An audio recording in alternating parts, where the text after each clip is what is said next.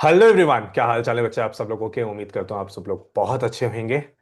तो आज ये पर्टिकुलर सेशन हमारा सेकंड सेशन होने जा रहा है, और जैसा कि आप सब लोगों को पता है कि जून 2025 के रिजल्ट्स ऑलरेडी आ चुके हैं।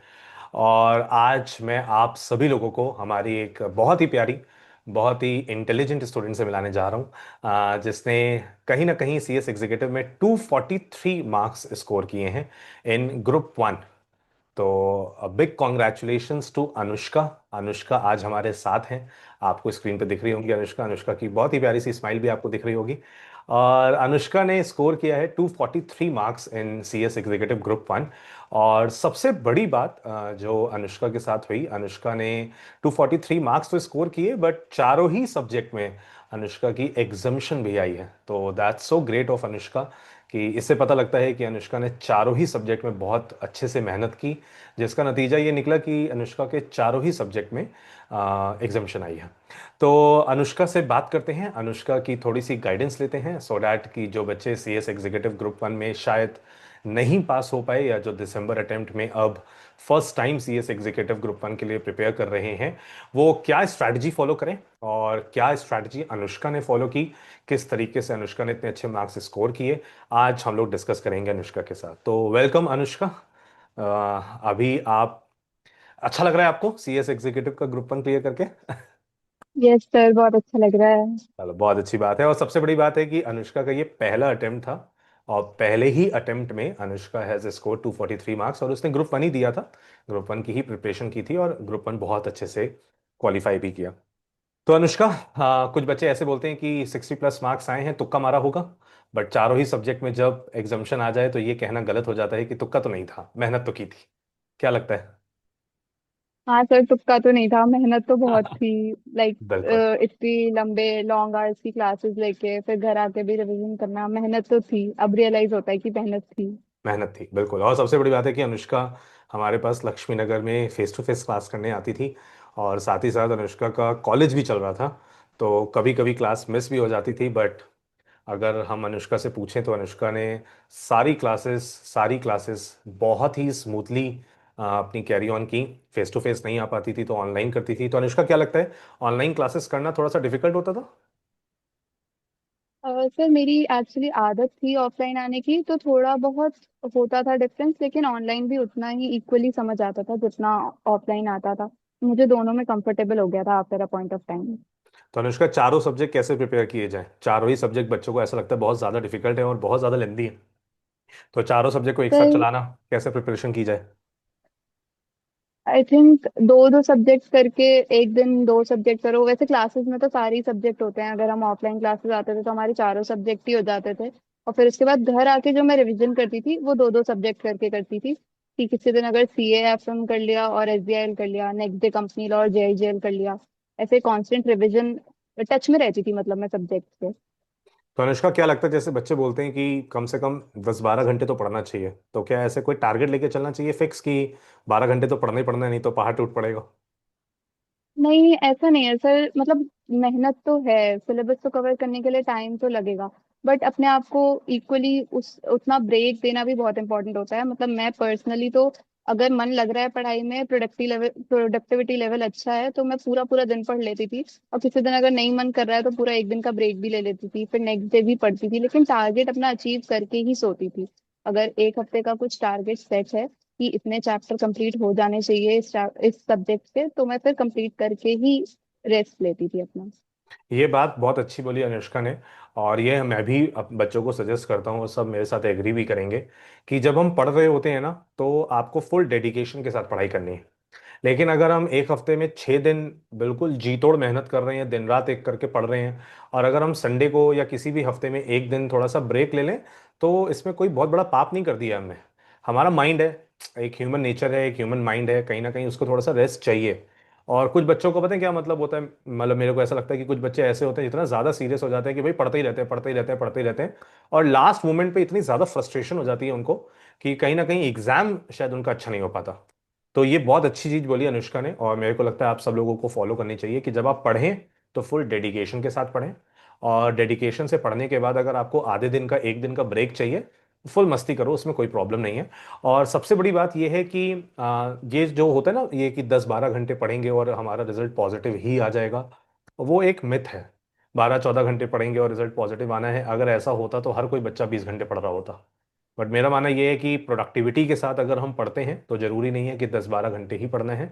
और ये बात बहुत अच्छी है कि आप अपने छोटे छोटे टारगेट बनाइए, उन छोटे छोटे टारगेट्स को अचीव करिए, तो डेफिनेटली आपका रिजल्ट पॉजिटिव आएगा। अच्छा अनुष्का, एक चीज और, कितनी बार रिवीजन किया था चारों सब्जेक्ट्स का? फिर रिवीजन मेरा दो दो तीन बार तो हो ही गया था, क्योंकि हाँ। क्लास में एक बार हुआ चैप्टर, फिर जब एग्जाम्स पास आने लगे थे तो फिर एक बार करा, फिर एक बार एग्जाम से पहले, तो 3 बार तो रिवीजन हो गया था। बाकी मेरा वीकेंड्स पे भी रहता था कि मैं थोड़ा गो थ्रू कर लूं, मतलब ऐसा तो नहीं हो सकता कि रट लो पूरा, रट तो नहीं सकते, लेकिन एक बार गो थ्रू जरूर कर लेती थी मैं अपने नोट्स, क्योंकि नोट्स एक बार बार देखते रहते हैं तो एग्जाम के टाइम पे इतनी प्रॉब्लम नहीं होती। तो इसका मतलब ये है कि मैं जैसे सब बच्चों की बात करें तो कॉन्सेप्चुअल क्लैरिटी अगर आपकी अच्छी है तो आपका हम्म। रिवीजन बहुत अच्छा होएगा। और देखो वही वाली बात हुई, कम से कम 2-3 बार तो रिवीजन आपको करना ही पड़ेगा, वरना आपको चीज़ें रिटेन नहीं रहती, क्योंकि इतना वास्ट सिलेबस है हमारे ग्रुप 1 का। और इतने वास्ट सिलेबस में कहीं ना कहीं अगर हम बोलें तो रिवीजन ही एक ऐसी की है, एक ऐसा जरिया है जिससे कहीं ना कहीं आप इंश्योर कर सकते हो कि आपके अच्छे मार्क्स हैं। अच्छा अनुष्का, एक चीज़ और, आपने ग्रुप 1 दिया न्यू सिलेबस में, CFM। ओहो, बच्चों को लेकर इतना डर है ना CFM को लेकर, मतलब बच्चे इतना डर रहे हैं क्योंकि कुछ हम्म। बच्चों के इस अटेम्प्ट में सिंगल डिजिट में भी मार्क्स आए। बट अगेन बाकी सब्जेक्ट्स के जैसे आपने उसमें भी एग्जाम्शन स्कोर की, तो कुछ स्पेशल स्ट्रैटेजी CFM के लिए जो आपने अडॉप्ट की हो? सीएफएम के लिए एक तो क्लासेस बहुत बहुत रेगुलरली लेनी है, एक भी क्लास स्किप नहीं करनी है, एक भी स्किप करी पूरा कॉन्सेप्ट हिल जाएगा। हम्म। क्लासेस रेगुलरली लो, जो रिवीजन क्लासेस अरुण सर लेते हैं वो रेगुलरली लेना बहुत जरूरी है। अरुण सर बेस्ट है, मतलब कि इस सब्जेक्ट के लिए उनके अलावा किसी और के पास जाने की जरूरत नहीं है, मतलब वो बिल्कुल बेसिक से पढ़ाते हैं, तो मतलब किसी ने 11th 12th भी नहीं करी हो ना उसको भी समझ आ जाएगा। तो वो क्लासेस बहुत रिलीजियसली फॉलो करो एकदम। और मॉड्यूल जरूर करो, मॉड्यूल के हम्म। सारे क्वेश्चंस प्रैक्टिस करो, सारे के सारे क्वेश्चंस, अगर मॉड्यूल कर लिया है तो कुछ और करने की जरूरत नहीं है। मॉड्यूल के ही बार बार करो, और अगर कोई मिस्टेक हो जाती है किसी क्वेश्चन में, जब आप सॉल्व करते हो तो पता चल जाता है ना कि यहाँ पे ये मिस्टेक हो रही है, इवन छोटी सी मिस्टेक है, उधर मॉड्यूल में ही लिख दो कि ये वाली मिस्टेक हुई है इस क्वेश्चन में, तो जब नेक्स्ट टाइम आप रिवाइज करोगे एग्जाम के टाइम पे तो वहाँ ध्यान चला जाएगा कि अच्छा यहाँ पे मैंने ये मिस्टेक करी थी तो ये एग्जाम में नहीं होनी चाहिए। बस ऐसे ही हो जाएगा। ये बात बिल्कुल सही है कि देखो, मेरा मानना भी यही है कि भाई जब हम न्यूमेरिकल सब्जेक्ट पढ़ रहे होते हैं तो बहुत सारे बच्चे गलती क्या करते हैं, लाइक जैसे न्यूमेरिकल क्वेश्चंस हैं तो वो उनको पढ़ते हैं और उनकी रीडिंग हम्म। करते हैं कि स्टेप ये है, फिर ये है, फिर ये है। इससे काम नहीं चलेगा। न्यूमेरिकल सब्जेक्ट है, जहाँ न्यूमेरिकल क्वेश्चंस आते हैं वहाँ पे आपको सॉल्व करके देखना पड़ेगा अपने हाथों से, क्योंकि तभी आपको पता लगेगा कि कौन सा पॉइंट स्किप हो रहा है, कौन सा स्टेप स्किप हो रहा है, कौन सा स्टेप में आप गलती कर रहे हो। वरना अगर हम बोलें कि बिना न्यूमेरिकल प्रैक्टिस किए आप एग्जाम में पेपर अपीयर करने जा रहे हो तो आप एक बहुत बड़ा ब्लंडर कर रहे हो, क्योंकि उसमें कहीं ना कहीं नेगेटिव स्कोर आने के पूरे चांसेस हैं। तो ऐसी सिचुएशन में देखो जरूरी है कि न्यूमेरिकल सब्जेक्ट तो एटलीस्ट आप बहुत अच्छे से न्यूमेरिकल क्वेश्चंस को सॉल्व करो, तो अभी उसमें श्योर शॉट सक्सेस मिलेगी, वरना तो चीज़ें बिगड़ सकती हैं। और अनुष्का, जैसे लॉ के सब्जेक्ट्स हैं तो लॉ के सब्जेक्ट्स की राइटिंग प्रैक्टिस कुछ अलग से, या टेस्ट वगैरह अटेम्प्ट करे जाएं रेगुलरली तो काम चलेगा? हाँ हाँ, टेस्ट मेरे तो जो क्लास में टेस्ट हुए थे मैंने वो रेगुलरली दिए थे। और उसके अलावा स्कैनर्स वगैरह अगर देखने हैं तो स्कैनर्स देख लो, अपने नोट्स बहुत अच्छे से बनाना, नोट्स अगर टाइम टू टाइम क्लासेस के साथ बना रहे हैं वही अगर पढ़ लोगे तो राइटिंग प्रैक्टिस की आई डोंट थिंक इतनी जरूरत पड़ती है, अगर कमांड है लैंग्वेज पे। और अगर करके भी देखनी है तो स्कैनर्स परफेक्ट है, स्कैनर्स से एक बार कर लो, और मॉड्यूल मिस नहीं करनी चाहिए, मॉड्यूल पूरा पढ़ लो एक बार, देख तो लो ही, बिना देखे मत जाना एग्जाम में। हाँ, तो ये बात देखो बिल्कुल सच है कि जब हम मॉड्यूल की बात करते हैं ना, मॉड्यूल मैं मानता हूँ कि थोड़ा सा लैंग्वेज यूज़र फ्रेंडली नहीं है, बट मॉड्यूल अगर पढ़ा हो ना तो एक स्टूडेंट के अंदर एक अलग लेवल का कॉन्फिडेंस आ जाता है, क्योंकि कहीं ना कहीं उसके बैक ऑफ द माइंड रहता है भाई मैंने मॉड्यूल भी पढ़ा हुआ है, अगर कोई भी क्वेश्चन आएगा तो यार अरे अटेम्प्ट कर लेंगे। तो वो जो कॉन्फिडेंस है ना हम्म। अपने ऊपर, वो बहुत इंपॉर्टेंट है अगर आपको एग्जाम में अच्छा स्कोर करना है, तो ये बहुत अच्छी बात है। और अनुष्का, एक चीज़ और, चारों सब्जेक्ट में सबसे ज्यादा डिफिकल्ट सब्जेक्ट कौन सा लगा? SBIL तो नहीं लगा होगा, देखो मैं नहीं मानता SBIL लगा होगा, मैंने पढ़ा है नहीं, हल्के में नहीं लगा। SBIL नहीं लगा। नहीं लगा ना, हाँ, लेकिन SBIL नहीं। स्कोरिंग है देखो। हाँ, SBIL स्कोरिंग है, मैंने लास्ट बिल्कुल। में मैराथन से एकदम कर लिया था अच्छे से कि हाँ जी। उसमें तो मिस आउट नहीं होना चाहिए। थोड़ा बहुत प्रॉब्लम CFM में ही रहता है वैसे यूजुअली तो, कुछ कुछ कॉन्सेप्ट एफएम, क्योंकि एफएम न्यू सब्जेक्ट था, हम्म। तो उसमें थोड़े से प्रॉब्लम आए थे, बट वो भी इवेंचुअली प्रैक्टिस करने के बाद सॉल्व हो गए थे, तो इतना डर नहीं लगा। चलो बहुत अच्छी बात है, बहुत बढ़िया लगा। और जब अनुष्का के मार्क्स आए 243 तो हम लोग बहुत खुश थे, क्योंकि चारों ही सब्जेक्ट में जब आपकी एग्जामिशन आती है तो हम सारे ही टीचर्स की मेहनत सफल हो जाती है। नो डाउट हम लोग मेहनत तो करते हैं, बट शायद हमसे ज़्यादा मेहनत बच्चे करते हैं। और दिन रात मेहनत करके ही एक ही तरीका है अच्छे स्कोर लाने का, वो है आपकी सिर्फ और सिर्फ मेहनत। है ना अनुष्का? तो फिर हाँ यहीं पे जी। रैप अप करते हैं आज के सेशन को। कुछ कहना चाहेंगे आप अपने सारे बाकी सारे फ्रेंड्स को? तो प्लीज यू कैन से कुछ स्पेशल हाँ, एडवाइस। मैं बस यही बोलना, यही एडवाइस है कि मॉड्यूल मिस मत करो, टीचर्स को लाइटली मत लो। जो लास्ट मोमेंट पे टेस्ट होता है ना, जो अरुण सर लेते हैं और आप लेते हो या कोई भी टीचर लेता है सब्जेक्ट का वो टेस्ट, उसमें से मैं सच बता रही हूँ, एग्जैक्ट क्वेश्चन आ गया था एग्जाम में, और मैं लिटरली इतनी ब्लैंक थी कि भाई ये वाला सेम क्वेश्चन मैंने टेस्ट में देखा था, दिया था टेस्ट में, और वही सेम एग्जाम में आ गया। तो टेस्ट लाइटली मत लेना, टेस्ट रेगुलरली दो, राइटिंग प्रैक्टिस करो, मॉड्यूल मिस मत करो, मॉड्यूल कंप्लीट एक बारी पढ़ के जरूर जाओ, नोट्स अच्छे से बनाओ और रिवाइज अच्छे से करो, हो जाएगा आराम से, टेंशन मत लो। Have faith in yourself and be confident. All the best.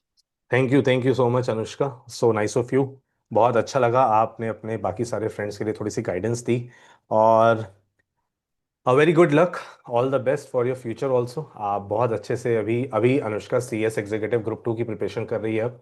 और हम उम्मीद करते हैं कि अनुष्का ग्रुप 2 भी बहुत ही अच्छे से क्वालिफाई करेगी, और उसके बाद CS प्रोफेशनल भी फटाफट से करके अनुष्का एकदम ज़बरदस्त तरीके से एक बहुत ही बढ़िया की कंपनी सेक्रेटरी बन के हमारे सामने आएंगी। तो so all the best Anushka, God bless you बच्चे। थैंक यू इसी सो तरीके मच। से मेहनत करते थैंक रहिए यू। और बाकी अपने सारे फ्रेंड्स को इंस्पायर करते रहिए, और तो क्या ही चाहिए। चलो, तो that was Anushka with us. और यही ध्यान रखिएगा, क्रक्स ऑफ द स्टोरी, कि मॉड्यूल करना है, पास्ट ईयर क्वेश्चंस करने हैं, पढ़ाई करनी है, प्रैक्टिस करनी है, कुल मिला के जी तोड़ मेहनत करनी है। वही एक तरीका है आपके अच्छे स्कोर लाने का। मैं आपको बोल रहा हूँ, आपकी मेहनत का कोई सब्स्टिट्यूट नहीं है। आप जितनी मेहनत करेंगे आपके मार्क्स में वो मेहनत दिखेगी। ठीक है? तो that was all for this particular day. उम्मीद करता हूँ आपको अनुष्का से बहुत अच्छी गाइडेंस मिली होगी। और इसी तरीके से हमारे साथ बने रहिएगा, फर्दर और भी हम आपके लिए वीडियोस लेकर आएंगे to guide you all. Thank you so much, that's all, goodbye everyone, take care, bye bye.